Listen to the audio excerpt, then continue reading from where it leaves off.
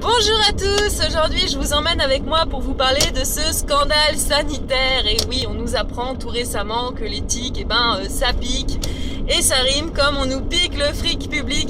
Mais bon, rien à voir, hein. Je crois pas.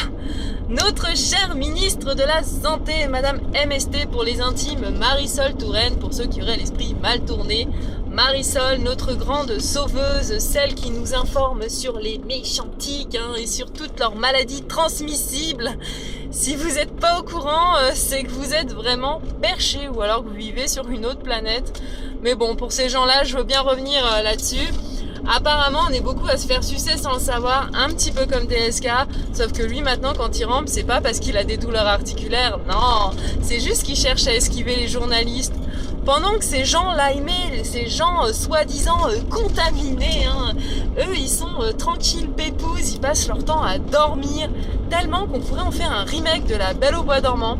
Et puis je sais pas ce que vous en pensez, mais moi je trouve que l'aimer, c'est un terme qui fait tellement poétique, ça fait sympa, ça donnerait presque envie, non?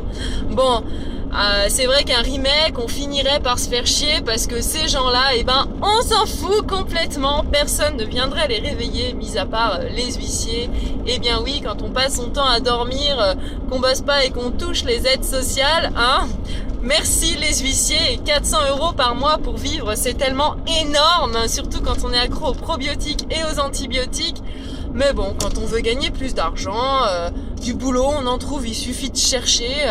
Tiens d'ailleurs, j'ai entendu parler d'un super job tout récemment. J'ai pas bien compris le principe, mais a priori c'est pas du tout fatigant et c'est très très bien rémunéré. Si, c'est Pénélope qui m'en a parlé. Donc en résumé, vous gagnez 6 000 € par mois à sucer un parlementaire, et puis vous, quand vous faites sucer par une tique, vous gagnez la borréliose.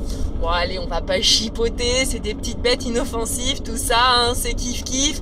Et puis comme on dit, c'est pas la petite bête qui va manger la grosse, tu t'es fait piquer par une tique, tu t'es pas fait attaquer par un ours ou encore par Joe Star, et c'est pas notre ami Gilles Verdès qui dirait le contraire.